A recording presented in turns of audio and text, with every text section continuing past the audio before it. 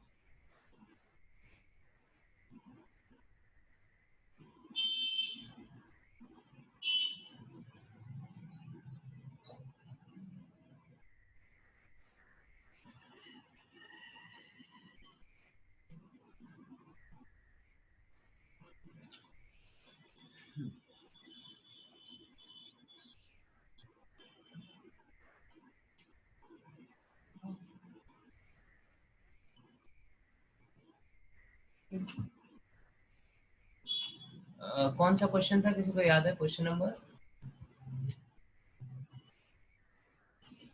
24 था, I think 24 था ना।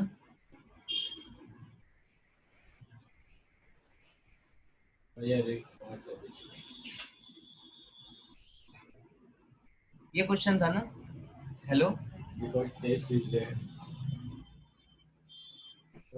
सर ये और 28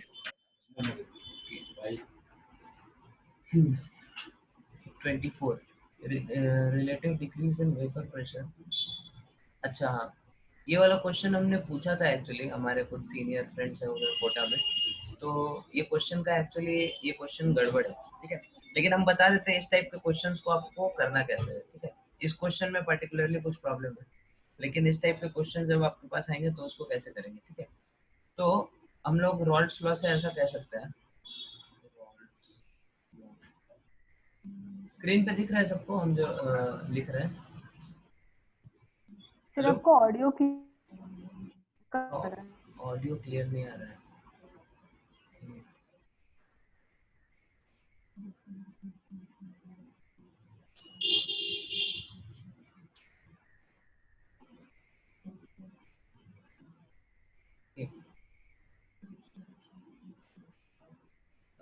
अब क्लियर आ रहा है ऑडियो?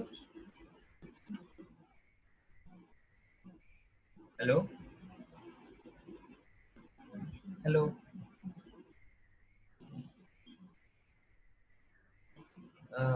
आप लोग का साउंड मेरे को नहीं आ रहा है। आप लोग चैट में लिख के बताओ मेरा साउंड क्लियर आ रहा है क्या?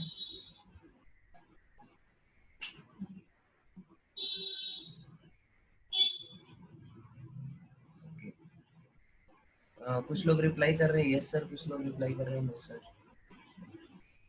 Your internet is getting better, voice coming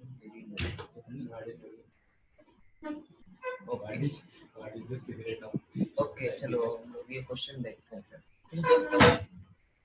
रॉल्ड्स law, रॉल्ड्स law के हिसाब से हम लोग क्या करते हैं कि रिलेटिव लोअरिंग में होता है P not minus PSS upon P not, this is equal to mole fraction of solute, ठीक है। अब इस केस में हमारा सॉल्यूट क्या है? इस केस में हमारा सॉल्यूट है NaCl, ठीक है। तो यूजुअली हम लोग क्या करते हैं, NaCl is a strong electrolyte, ठीक है। स्ट्रॉन्ग इलेक्ट्रोलाइट होता है हमारा NaCl। मतलब ये NaCl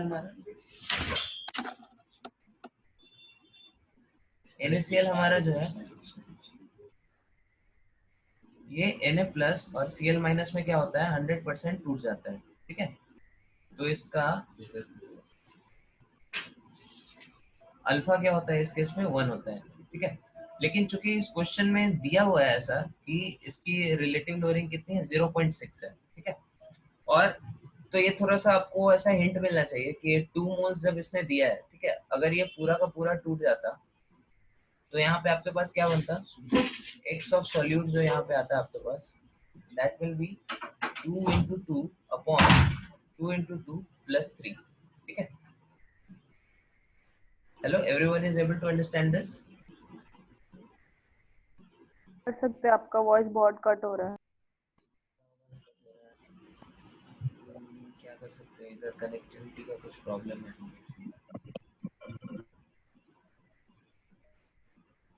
अच्छा, whatever I am writing you are able to understand?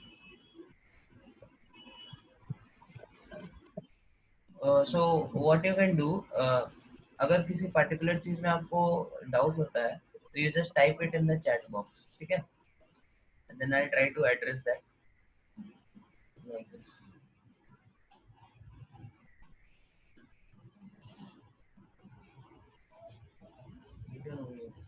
अच्छा, ओके, चलेगा। तो यहाँ पे हमारे पास क्या है, mole fraction of solute that will be 2 into 2, ठीक है, क्योंकि 2 मोल हमारे पास ये NaCl है तो इसलिए हमने 2 लिया, और ये टूट कितने आयंस में रहा है, 2 आयंस में, है ना। तो अगर यहाँ पे ये स्ट्रॉन्ग इलेक्ट्रोलाइट की तरह बिहेव करता तो हमारा मोल फ्रैक्शन क्या हो जाता, 4/7, ठीक है। लेकिन यहाँ पे क्वेश्चन में जो हमें दिया है मोल फ्रैक्शन दैट इज 0.6, ठीक है। मतलब यहाँ पे आपको ऐसा हिंट मिलना चाहिए from this data, from this data we can conclude that I is not equal to, sorry, alpha is not equal to 1 in this case, ठीक है, क्योंकि अगर अल्फा 1 हो जाता तो हमारा एक्स सॉल्यूट कितना आता, 4/7, ठीक है, लेकिन यहाँ पे वैल्यू कितना आ रहा है, 0.6 और 4/7 में बहुत डिफरेंस होता है, ठीक है। तो यहाँ पे आप लोग को इसको पार्शियल डिसोल्यूशन एज्यूम करके मानना पड़ेगा, ठीक है। तो यहाँ पे होगा क्या, NaCl Na प्लस और Cl माइनस में ब्रेक करेगा, this will be 1 minus alpha, this will be alpha, this will be alpha, I will be 1 plus alpha, ठीक है। अब आप क्वेश्चन में जो वैल्यूज दी हुई है, एक्स ऑफ सॉल्यूट आपके पास दिया हुआ है क्वेश्चन में, relative lowering that is equal to 0.6, ठीक है, और एक्स ऑफ सॉल्यूट हमारा होगा क्या, 2i अपॉन 2i प्लस 3, ठीक है, this will be equal to 0.6, इसको फिर आप सॉल्व करो, 2i upon 3, this will be equal to 0.6 upon 1 minus 0.6 that is 0.4, ठीक है। तो इसकी वैल्यू आ गई 3/2, तो i की वैल्यू यहाँ पे क्या आ रही है, 9/4 आ रही है, ठीक है, मतलब 2.25 आ रही है, मतलब 1 प्लस अल्फा की वैल्यू कितनी है आपकी, 2.25, मतलब अल्फा की वैल्यू कितनी है, 1.25, विच इज नॉट पॉसिबल, ठीक है। अल्फा की वैल्यू तो हमारी 0 से 1 के बीच हो सकती है ना, तो दैट इज वाई ये क्वेश्चन हमारा क्या है, गड़बड़ है, ठीक है, इसमें कुछ डेटा का इधर उधर है। लेकिन लेटेस्ट से यहाँ पे अल्फा का कुछ ऐसा वैल्यू आ जाता है जो 1 से छोटा होता है, ठीक है, तब आप बता सकते थे AgCl कितना प्रेसिपिटेट करेगा, ठीक है। तो आप अल्फा की वैल्यू के हिसाब से यहाँ पे कॉन्सेंट्रेशन ऑफ Cl माइनस निकाल लेते हैं और उतने ही मोल्स हमारे क्या बनेंगे, AgCl बनेंगे, ठीक है। लेकिन यहाँ पे क्वेश्चन में अल्फा की वैल्यू 1 से ज्यादा आ रही है, तो this is not possible. Is it clear to everyone?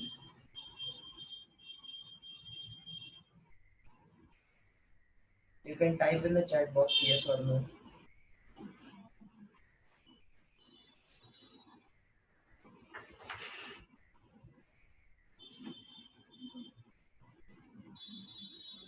Not able to understand. Okay, I'm explaining again. ठीक है, तो क्वेश्चन में आपके पास देखो रॉल्स लॉ से हमारे पास ये फॉर्मूला कंफर्म है, ठीक है, ये जो रिलेटिव लोअरिंग होता है that is equal to mole fraction of solute, ठीक है, और इस केस में हमारा सॉल्यूट क्या है, NaCl।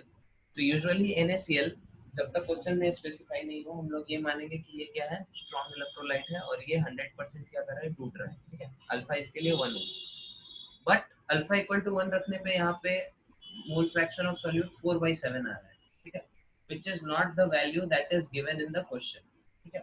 यहाँ पे क्वेश्चन में जो वैल्यू दी है 0.6 उसके साथ ये चीज हमारा कंसिस्टेंट नहीं, तो then we have to assume that here NaCl is not undergoing complete ionization, ठीक है, NaCl is just undergoing partial ionization।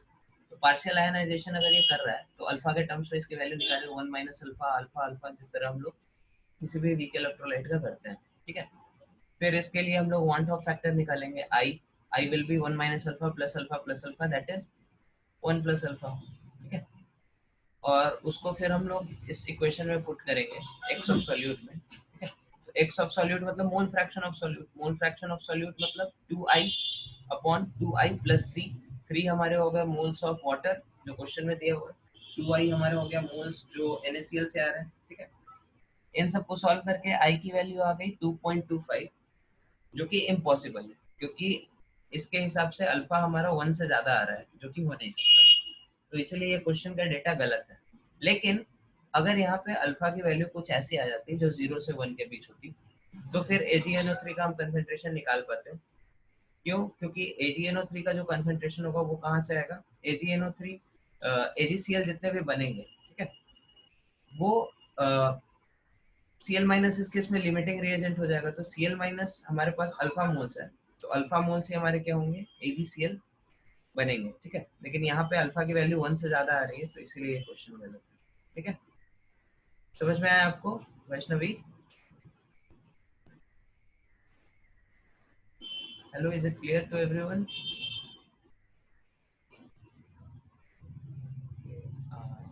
आप लोग का साउंड बिल्कुल नहीं आ रहा है। क्या? ओके, चलो ठीक है। देन हाँ, और कौन क्वेश्चन था बताओ। आप लोग चैट में रिप्लाई करो, आपका साउंड क्योंकि बिल्कुल भी नहीं आ रहा मेरे को।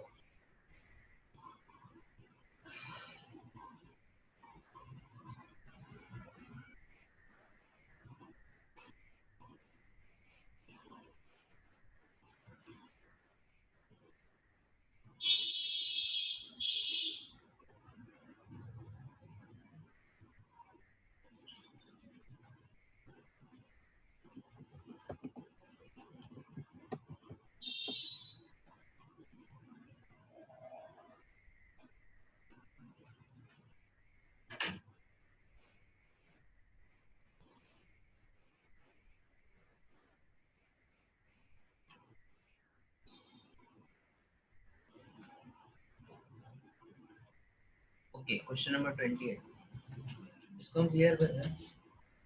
क्वेश्चन नंबर, नहीं सर, रुकिए। अरे हमने कर दिया क्लियर।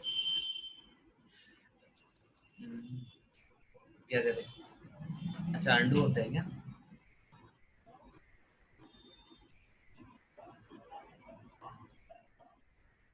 हाँ, चलो नोट कर लो जल्दी से।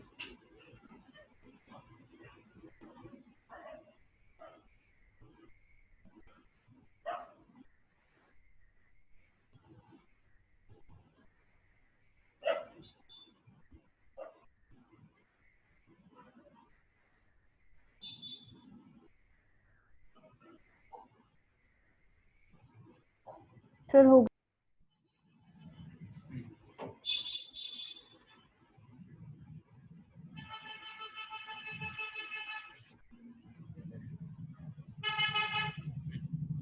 Question number 28।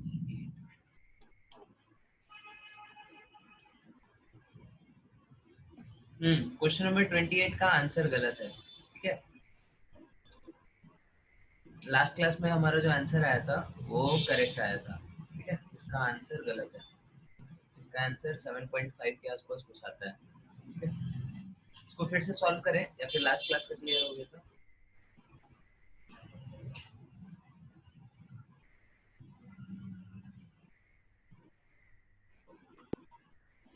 सर आपने हमने किया नहीं था क्या? अच्छा, ओके, फिर करते हैं इसको। 20 ml of BSL2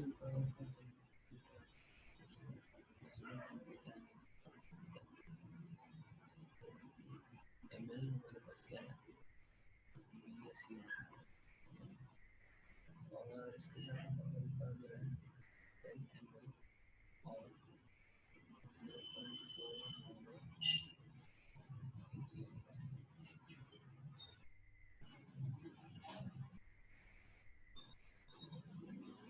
osmotic pressure of BSL2 for ionization.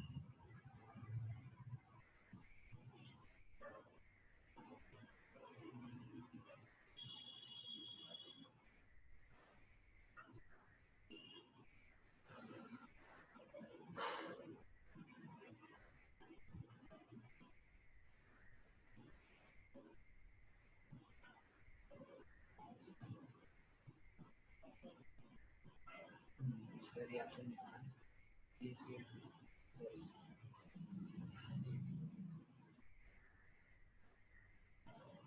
AgCl plus BaN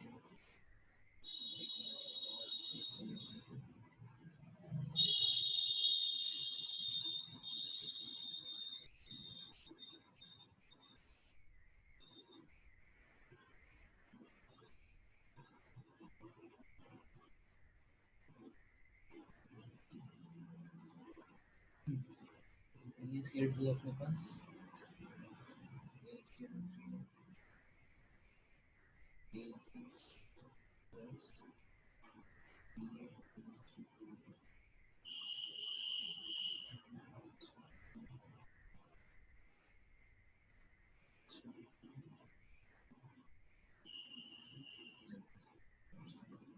तो क्वेश्चन नंबर 20 ml हमारे पास क्या है 20 ml of BaCl2 equals 10 ml of 10 ml of 0.4 molar हमारे पास क्या है AgN3 तो AgNO3 के हमारे मिलीमोल्स क्या होगा 10 into 0.4 that is 4 मिलीमोल्स और 4 मिलीमोल्स के लिए BaCl2 का अपने पास कितना चाहिए 2 मिलीमोल ठीक है क्योंकि इसके 10 ml के लिए हम लोग को क्या चाहिए तो इसके 2 मोल के लिए इसका 1 मोल चाहिए तो इसके 4 मिलीमोल के लिए इसका 2 मिलीमोल चाहिए होगा ठीक है हम्म, और ये 2 मिलीमोल हमारे कितने में है 20 ml में 20 ml solution of BaCl2 contains 2 millimole ठीक है तो यहाँ से इसकी मोलैरिटी आ जाएगी molarity will be 2/20 that is 0.1 ठीक है अब ऑस्मोटिक प्रेशर का फॉर्मूला लिख लो osmotic pressure is equal to I into T into R into T ठीक है आई की वैल्यू क्या हो जाएगी हमारे किसके लिए BaCl2 के लिए 3 ठीक है BaCl2 हमारा स्ट्रॉन्ग इलेक्ट्रोलाइट है 3 आयन में टूटेगा कॉन्सेंट्रेशन मतलब मोलैरिटी दैट इज 0.1 आर की वैल्यू किसमें एटीएम में एटीएम में हम लोग 0.0821 लेंगे that is approximately equal to 1/12 temperature हमारा कितना आता है 300 तो यहाँ से फिर आपकी वैल्यू आ जाएगी इसको काट दो 25 बार में तो इसकी आंसर आ जाएगी 7.5 ATM is it clear Vaishnavi yes तो बस यही आपको 2 चैप्टर का थोड़ा इसमें मिला के लगाना था वॉल्यूमेट्रिक टाइट्रेशन और ये लिक्विड सॉल्यूशन नेक्स्ट क्वेश्चन बोलिए इसको नोट कर लीजिए जल्दी से फिर अगला क्वेश्चन बताइए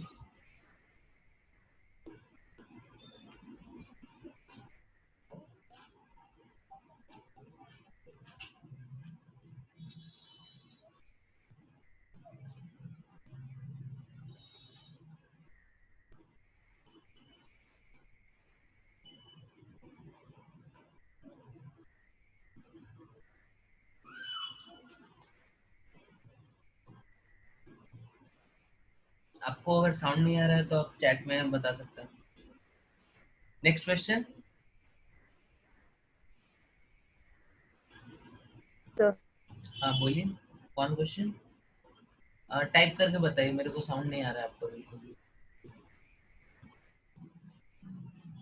ओके हम इसको क्लियर कर रहे हैं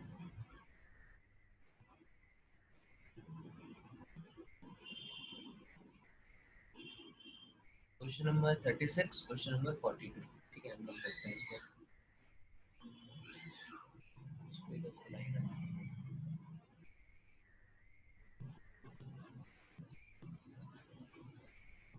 question number 36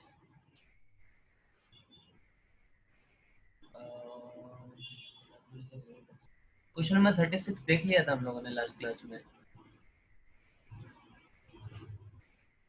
hello Vaishnavi question number 36 हम लोगों ने देखा था लास्ट क्लास में आपको फिर से पूछना है हम लोगों ने आई की वैल्यू निकाली थी थ्योरेटिकल अपॉन ऑब्जर्व करके ठीक है फिर 111/3 कुछ करके आया था ठीक है okay then question number 42 okay 42 देखना है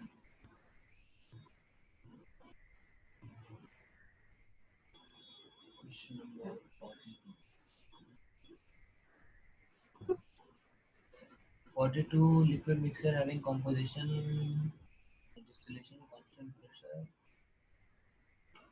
So the following is correct about the process. किस पॉइंट का बात कर रहा है ये?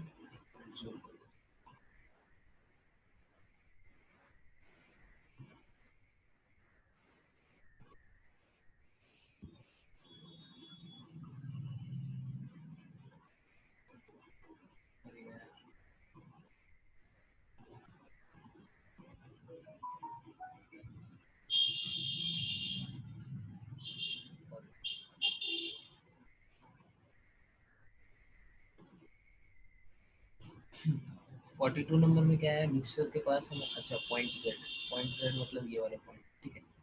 तो ये क्या है हमारा मैक्सिमम बॉइलिंग पॉइंट एजियोट्रोप है, ठीक है। Subjected to distillation at constant pressure, which of the following is correct about the process? The composition of distillate differs from the mixer.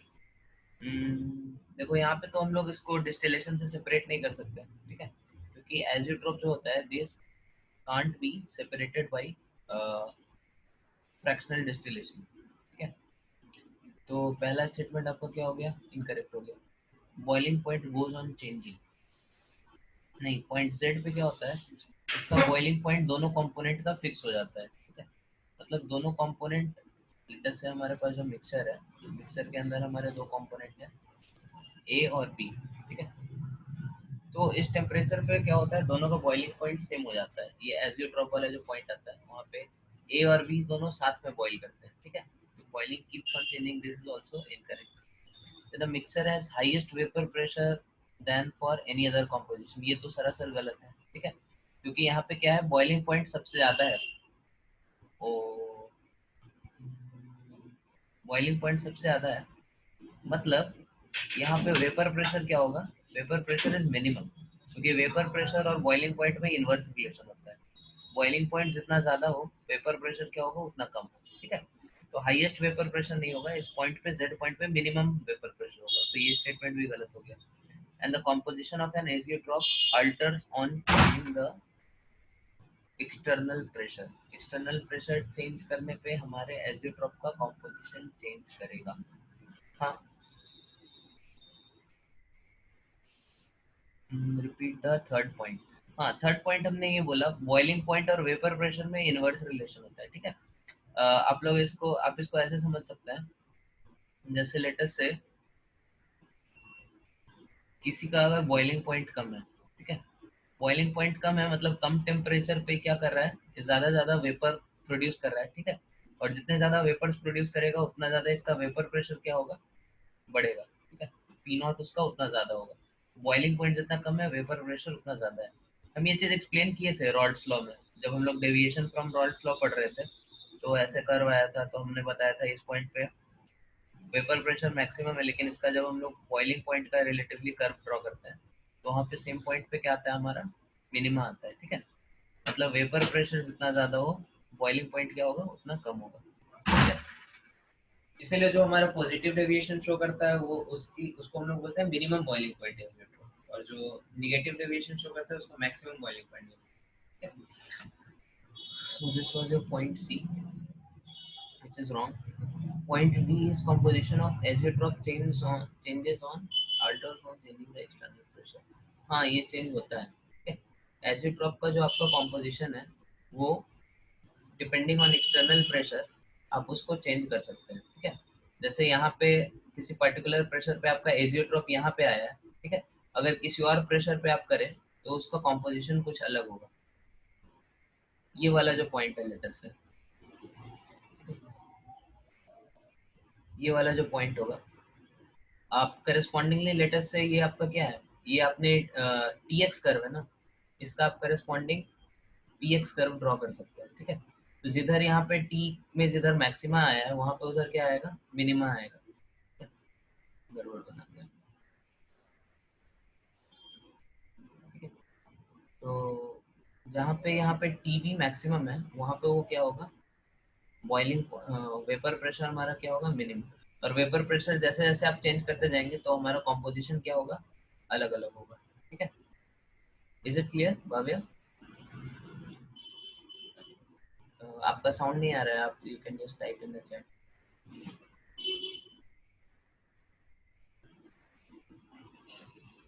ठीक है, नेक्स्ट क्वेश्चन।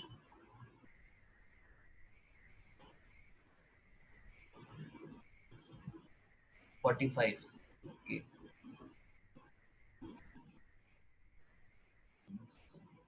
अच्छा इसको हम क्लियर करें, ये नोट कर लिया सबने?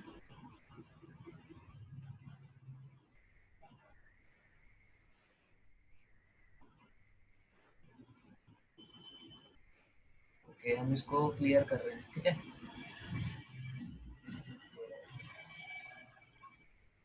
Question number 45। Okay, this is your question number 45।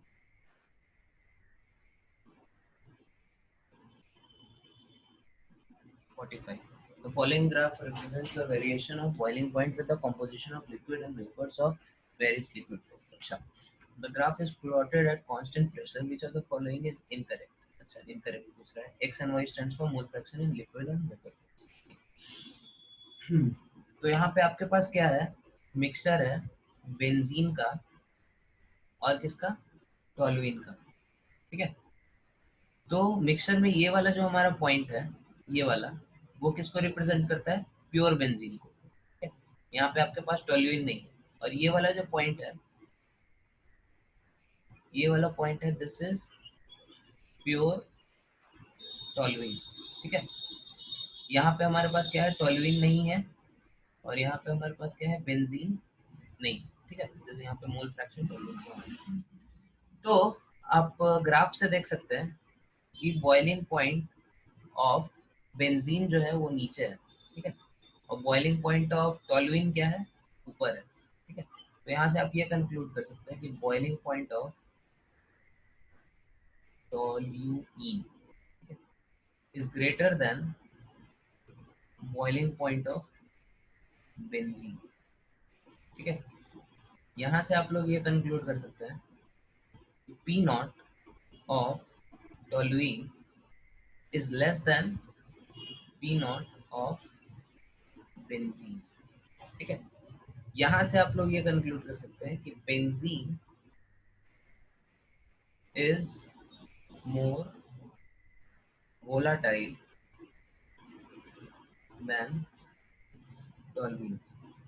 ठीक है, फिर यहाँ से आप लोग ये कंक्लूड कर सकते हैं कि मोल fraction of benzene in solution phase will be less than mole fraction of benzene in vapor phase। ठीक है,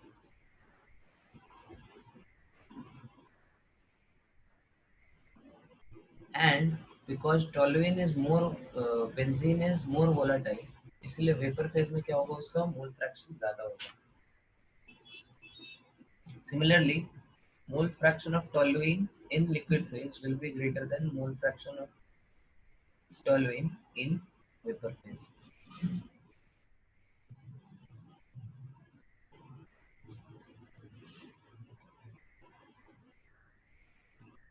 Okay, someone is replying you aren't audible properly। बिल्कुल आवाज नहीं आ रहा है। Okay, hmm,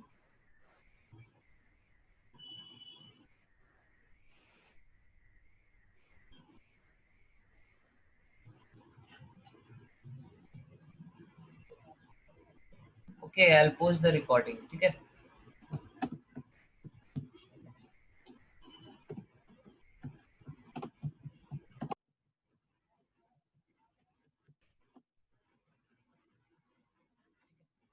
तो यहाँ पे क्या होगा? मोल fraction of benzene in vapor phase is more than mole fraction of benzene in liquid phase because benzene is more volatile और toluene हमारा क्या है? less volatile है, इसलिए इसका ये liquid phase में ज्यादा रहेगा in comparison to vapor phase।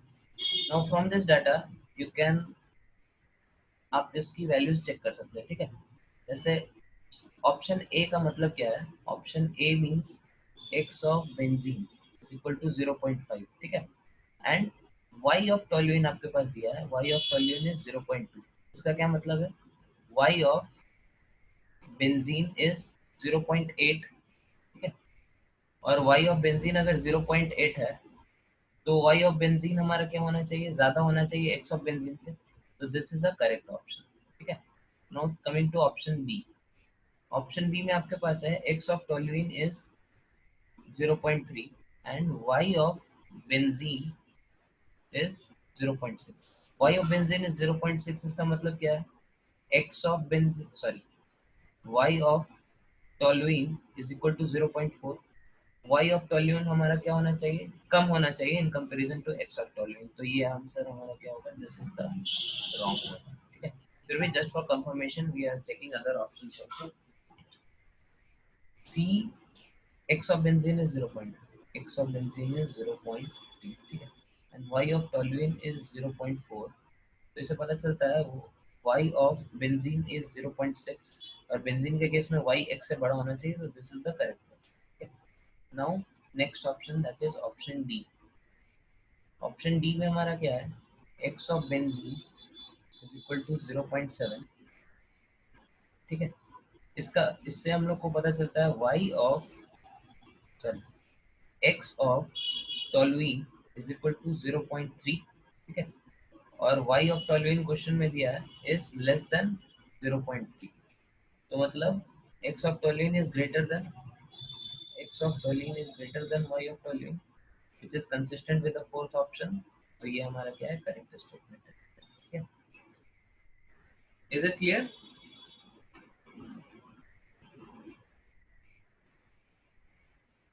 Okay, I hope it is clear. Next option बताइए, नेक्स्ट क्वेश्चन।